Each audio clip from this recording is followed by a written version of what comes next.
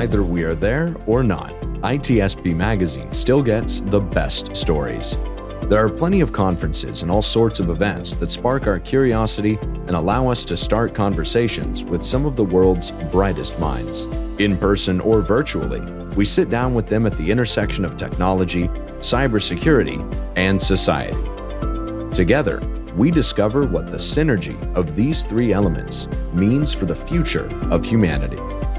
Knowledge is power, now more than ever. CrowdSec, the collaborative and open source cybersecurity solution. Analyze behaviors, respond to attacks, and share signals across the community for free. Let's make the internet safer together. Learn more at crowdsec.net. EdgeScan offers continuous vulnerability intelligence as a service, accurately identifying vulnerabilities and exposures across the full stack. All threats are verified by cybersecurity experts, providing exploitable risk and remediation guidance, virtually false positive free. Learn more at edgescan.com. Pantera, the leader in automation security validation, allows organizations to continuously test the integrity of all cybersecurity layers by emulating real-world attacks at scale to pinpoint the exploitable vulnerabilities and prioritize remediation towards business impact. Learn more at www.pantera.io.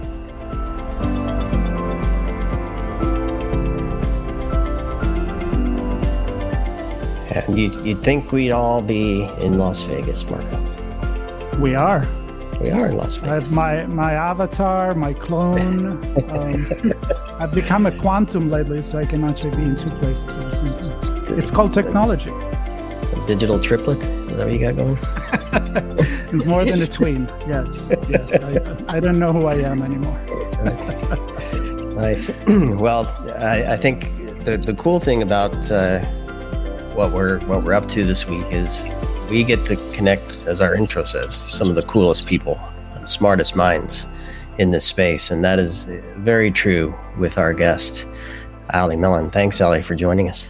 Thank you so much for having me. It's a pleasure. And you are attending Black Hat the same way we are, Yes, through many others. So, and I guess I'll just say, you kind of get to attend Black Hat all year long because of the work you do. You're constantly connecting with people who need security and the people that provide the tools, and other researchers that are in your group to kind of understand what's going on. So, what's obviously XDR is a big thing for you, but what's your thoughts thus far for this year? Oh, this year. So last year was really, it was my first year at Forrester, and I was all in focused on XDR. And this year I've been very grateful to work on XDR, yes, but also focused on SIEM and security analytics and the SOC more generally. And so lots of stuff happening in that space, lots of stuff that coming from a background in an EDR vendor, I was not as familiar with. That is actually pretty exciting. So seeing a lot of movement in XDR, of course, but also in security analytics and obviously the SOC more broadly, which is always the most fun part because that's where I get to talk about process and people and all of that. It's been really unique. And for those that may not know, and perhaps I don't even know all the details of the XDR and what's in there and the difference between that and EDRs or something in between even, maybe an overview of this space would be fantastic for our audience to hear. Absolutely. So, we've had a couple of different philosophies that have dominated the technology market when it comes to what you use in SOC. The first and most obvious, the big elephant in the room, is SIEM. And SIEM has been around for over 20 years now, incredibly useful in a lot of ways because it gives you a lot of flexibility. You can bring in, at this point, whatever log sources you want, build your own rules.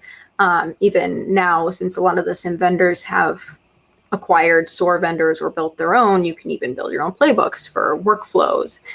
Now, there's one problem with this, though, that the industry has been plagued with, which is we don't actually have the talent that we need to do all the customization that is required when you look at building your own rules, managing your own threat hunting function, having a whole detection engineering team, which is one of the reasons that we've seen the rise of things like MDR.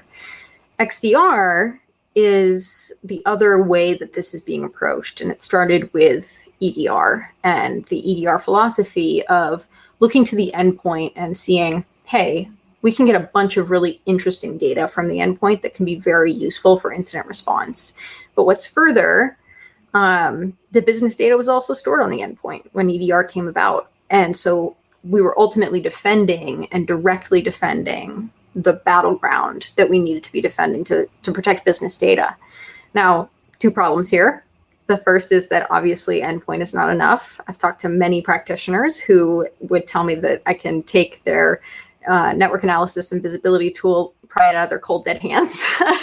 But the second piece of this as well is that business data is not on the endpoint anymore. It's in the cloud. People argue that that's just a different endpoint, but it's certainly protected in a very different way. You certainly do detection in a very different way there. And so EDR had to evolve in order to deal with its own existential threat. So ultimately what XDR is the evolution of EDR to start bringing in more of these data sources, more of these log sources, still in a pretty constrained way, not nearly the same approach as the bring whatever you want in and do whatever you want with it that we see with SIM. But it's ultimately about providing higher quality workflows, providing higher quality detections based on what the vendor is seeing in the space, which we see quite a bit through MDR, but is also bled into XDR, and trying to address a little bit better and protect a little bit better where the business data is now that it's in the cloud instead of on the endpoint. So help me, and I'm going to be really sad if I sound ignorant here, but so are we now talking about detection in the cloud and containers and things like Kubernetes? Is that where you're talking about that transition? So that is one piece of it. The cloud security problem is very complex, and there are a lot of pieces to it. Ultimately, doing something like detection in containers is one limited use case, but really the vehicle that a lot of MDR providers are seeing to detect threats in the cloud, not misconfigurations, we're not talking about that, or vulnerabilities or anything like that, but actual attackers in the cloud, is through identity. And so that's the other piece here that's coming into play, not just like deploying an EDR agent into the cloud, but actually evaluating what's happening with the individual identity or user or entity, and understanding that so you can see, is this potentially attacker behavior? MDR vendors are on the bleeding edge of a lot of this work, and the product hasn't entirely gotten to that point yet. And I see this quite often. I mean, I look to service providers, especially the cutting edge ones, for what's coming next for products.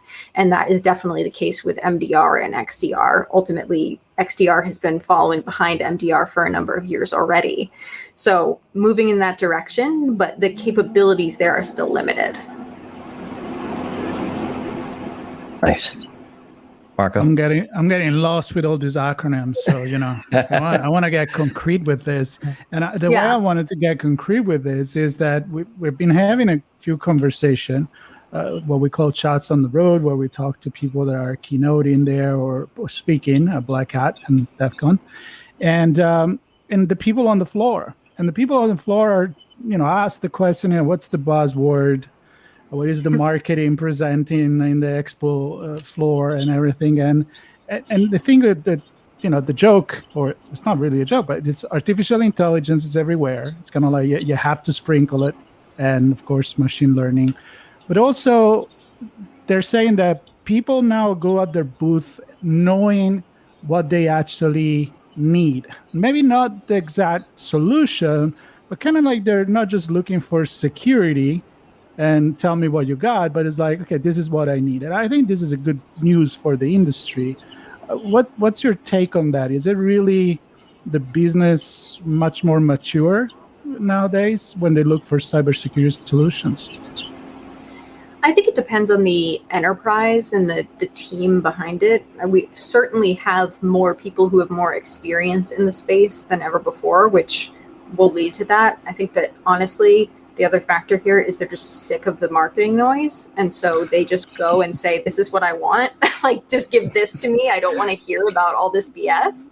This is my list of the shopping list. So please don't sell me other stuff. Yeah, right? No, and that's the thing. I mean, I deal with this all of the time. I'll get briefings from some vendors.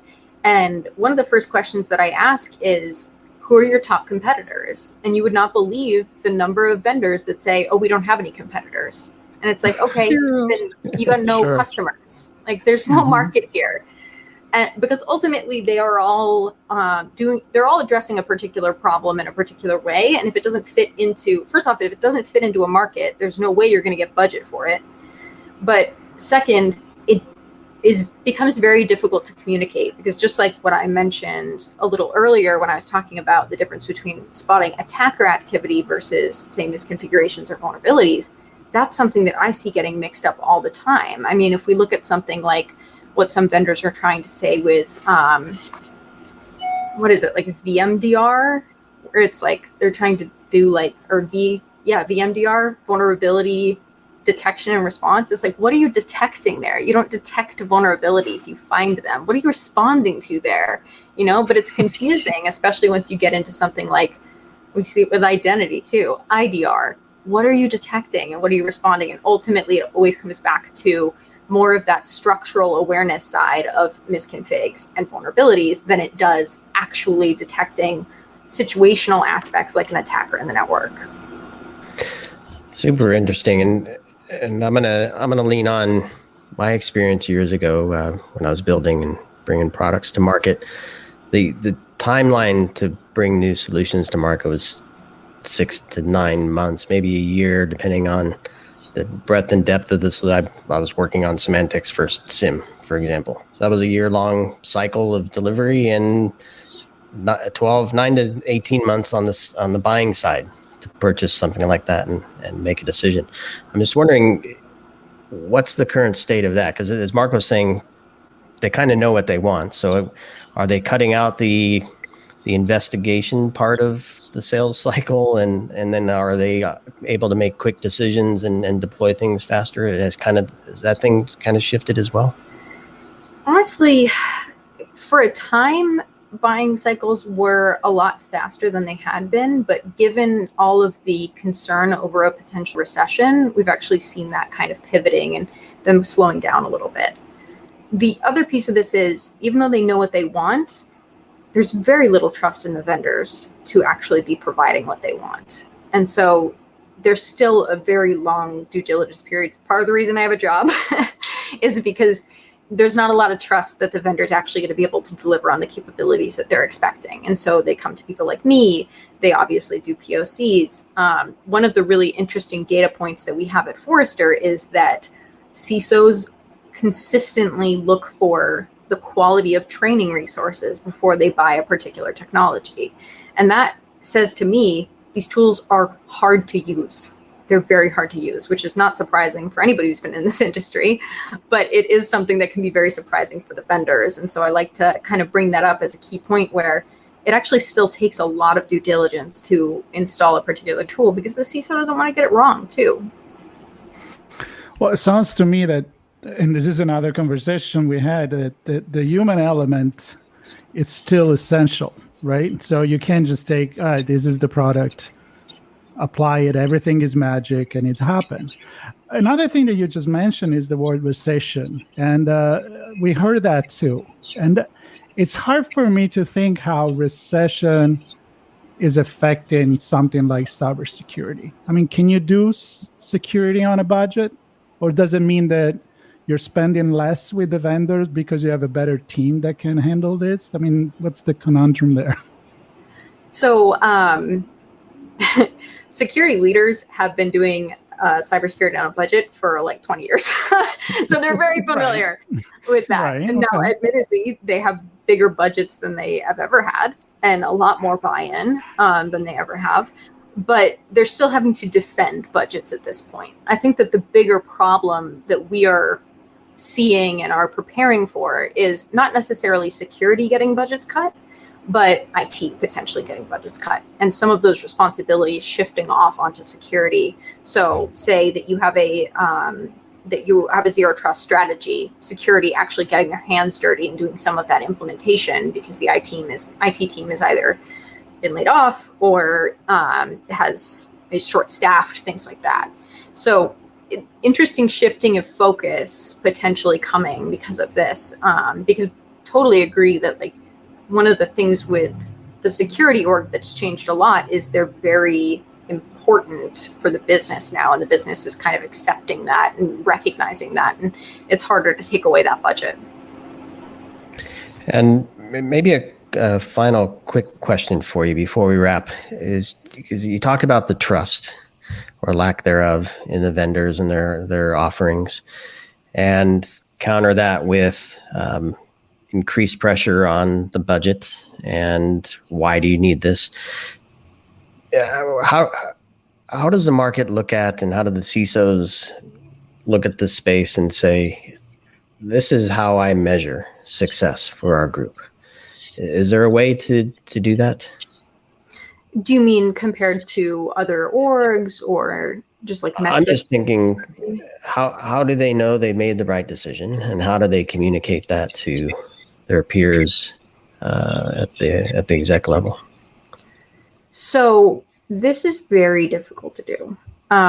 When it comes to a particular technology, a lot of it is, especially when you're looking at it from the context of the SOC, it comes down to identifying the right metrics, not just looking at things like mean time to remediate, but also completeness of response, looking at how quickly an analyst can investigate a particular incident. I'll throw one more acronym at you, which is something that Jeff Pollard, another analyst on the team, and I coined earlier this year, called analyst experience.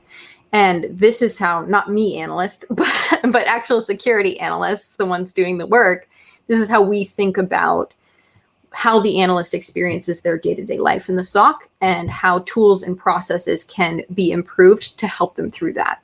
We often go through buying motions thinking about the CISO or thinking about the SOC manager. We very rarely think about the actual workflow that the analyst is going through. And I see this time and time again in demos where I ask for a demo from a user's point of view, and the first thing that the vendor does is take me to the integrations page. Not entirely sure why the analyst would go there first, but there we have it. So prioritizing things to improve the analyst experience, I think, is the most important thing that should be looked at when evaluating new technologies. Wow. All I can think of is employee experience, which is a broad topic, and then also UX, which is completely different, but super important as well. I could talk to you for hours. Perhaps there's another opportunity we can have you on and dig into some of these other topics in depth. But really appreciate you, Allie, taking the time during Black Hat, even though we're all remote, looking on from afar. But your insight is super important, and appreciate you sharing it here today. Thank you so much for having me. And thanks everybody. Yep, thanks everybody for joining us here live on ITSP Magazine from Black Hat, or during Black Hat and DEF CON anyway. And thanks, Allie. We'll put links to your social handles so folks can connect with you and continue the conversation that they want to have with you as well on social. You're very active there. So thanks everybody. Stay tuned. More coming. More coming. A lot more. Stay tuned. Right.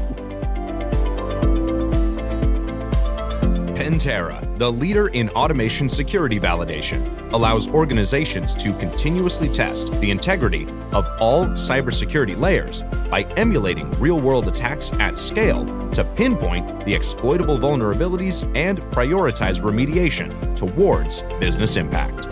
Learn more at www.pantera.io. EdgeScan offers continuous vulnerability intelligence as a service, accurately identifying vulnerabilities and exposures across the full stack. All threats are verified by cybersecurity experts, providing exploitable risk and remediation guidance, virtually false positive free. Learn more at edgescan.com. CrowdSec, the collaborative and open source cybersecurity solution. Analyze behaviors, respond to attacks, and share signals across the community for free. Let's make the internet safer together. Learn more at crowdsec.net. We hope you enjoyed this episode of our on-location conversation. If you learned something new and this podcast made you think, then share ITSPmagazine.com with your friends, family, and colleagues. If you represent a company and wish to associate your brand with our conversations, sponsor one or more of our podcast channels. We hope you will come back for more stories and follow us on our journey. You can always find us at the intersection of technology, cybersecurity, and society.